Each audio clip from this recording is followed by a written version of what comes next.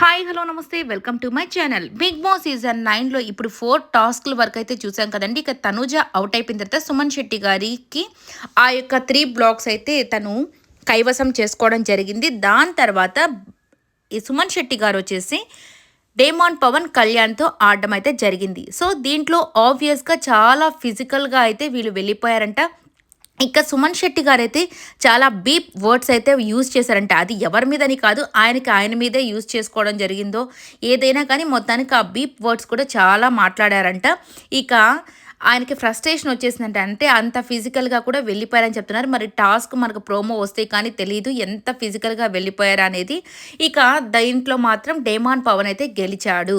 ఎందుకంటే మొన్న ఆ ఫ్లవర్ టాస్క్ అప్పుడు కూడా అయ్యో అబ్బాయిలుగా నైంటే నేను ఎలా చెలరేగిపోయేవాడినో అని చెప్పి అంటూ ఉన్నాడు కదా. అందుకని ఇక కళ్యాణ్ సుమన్ శెట్టి గారు కాబట్టి ఇక తనైతే ఫిజికల్గా బాగానే ఆడతాడు కాబట్టి తనైతే చెలరేగిపోయి గెలిచాడు. కాకపోతే తర్వాతే చాలా ట్విస్ట్ అండ్ టర్న్స్ అయితే ఉంటాయండి. మన ఊహకి అందనటువంటివి జరిగేదే కదా. చదరంగం కాదు రణరంగం అని చెప్పింది ఊరికనే కాదు కదా. ఇక్కడ ఎప్పుడైతే ఆ నామినేషన్స్లో తొడగొట్టి నేనే ఈసారి టికెట్ టు ఫినాలి కొట్టేది అని చెప్పిన భరణి గారితోనే పోటీ పడ్డాడు డేమాన్ పవన్. సో ఆబ్వియస్గా భరణి గారితో ఆ పోటీ పడితే ఏం జరుగుతుందని మనం అనుకుంటాము. సో ఇక డేమాన్ పవనే గెలిచేస్తాడేమో. ఈయన కొద్దిగా ఫిజికల్గా ఇప్పుడు రిబ్స్ పెయిన్ అని కానీ చేయి పెయిన్ అని కానీ కొద్దిగా షోల్డర్ పెయిన్ అని కానీ ఇలా కొన్ని కంప్లైంట్స్ అయితే భరణి గారికి అయితే ఉన్నాయి. అలాగే ఇక ఫాస్ట్గా అయితే పరిగెత్తగలడు, ఆడగలడు. మొన్న కలర్ టాస్క్ అప్పుడు కూడా కొద్దిగా కన్ఫ్యూజ్ అయిపోయాడు. సో మ్యాథమెటిక్స్ అలాంటివి ఇచ్చినా కానీ ఖచ్చితంగా కొద్దిగా కన్ఫ్యూజ్ అయిపోతాడు. సో డేమాన్ పవర్ అన్నిట్లో పర్ఫెక్ట్ కదా అని అందరము అనుకుంటూ వచ్చేసాం కదా. బట్ కొన్నిసార్లు మనకు లక్ కూడా ఫేవర్ చేయాలి అంటే ఇదేనేమో తెలియదు. కానీ ఇక్కడ జరిగింది ఏంటంటే భరణి గారితో పోటీ పడి డేమాన్ అయితే అవుట్ అయిపోయి out of the ticket to finale race అన్నట్టుగా అయిపోయింది పరిస్థితి. ఇది నిజంగా హౌస్ మొత్తానికి కూడా ఒక షాకింగ్ న్యూస్ అనే చెప్పాలి. డేమాన్కి ఇంకా షాకింగ్ అనే చెప్పాలి. అయ్యో తొడగొట్టిన వాళ్ళ ముందే నేను ఓడిపోయాననే బాధ ఒకవైపు, అయ్యో నేను ఏంటి ఎందుకు ఓడిపోయాను ఇంత స్ట్రాంగ్గా ఉండి కూడా ఇన్ని రోజులు నేను టాస్క్లో ఇచ్చి పడేశాను అని అనుకుంటూ వచ్చాను కదా. ఇక్కడ ఏమైంది పరిస్థితి అనేది నిజంగా ఎవరికి తెలియట్లేదు.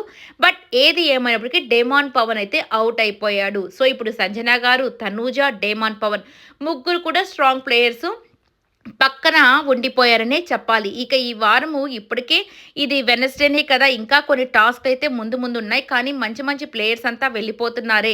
ఇప్పుడు తనుజ కూడా చాలా కష్టపడి ఆడింది, తను కూడా పక్కన కూర్చోవాల్సి వచ్చింది. ఇప్పుడు డేమాన్ పవన్ కూడా పక్కన కూర్చోవాల్సిన పరిస్థితి అయితే ఏర్పడిపోయింది.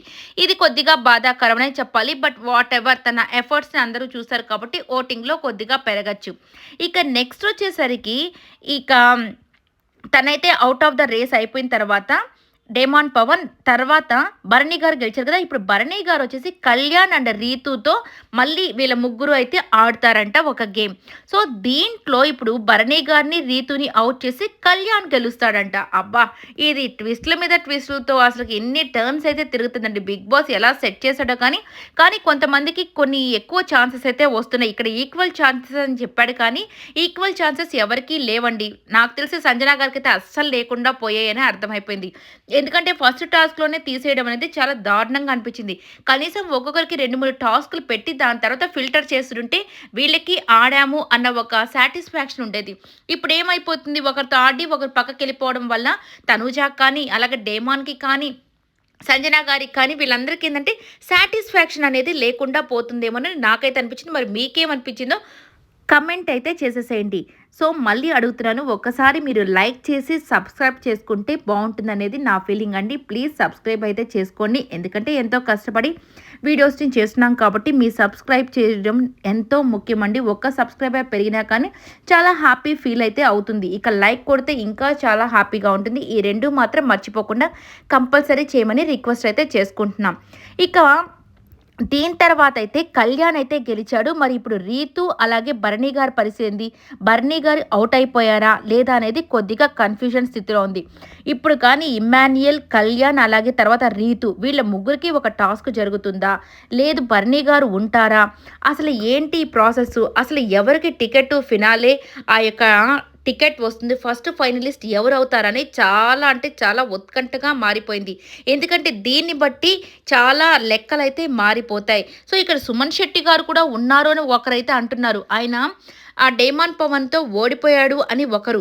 ఇట్లా కొన్ని కన్‌ఫ్యూజన్స్ అయితే క్రియేట్ అవుతున్నాయి. బట్ ఏది ఏమైనప్పటికీ కూడా ఎవరు గెలిస్తే బాగుంటుందనేది మీ ఉద్దేశంలో కమెంట్ అయితే చేసేసేయండి. ఎందుకంటే దీనివల్లే లెక్కలు చాలా తారుమారయ్యే అవకాశాలు చాలా ఉన్నాయి.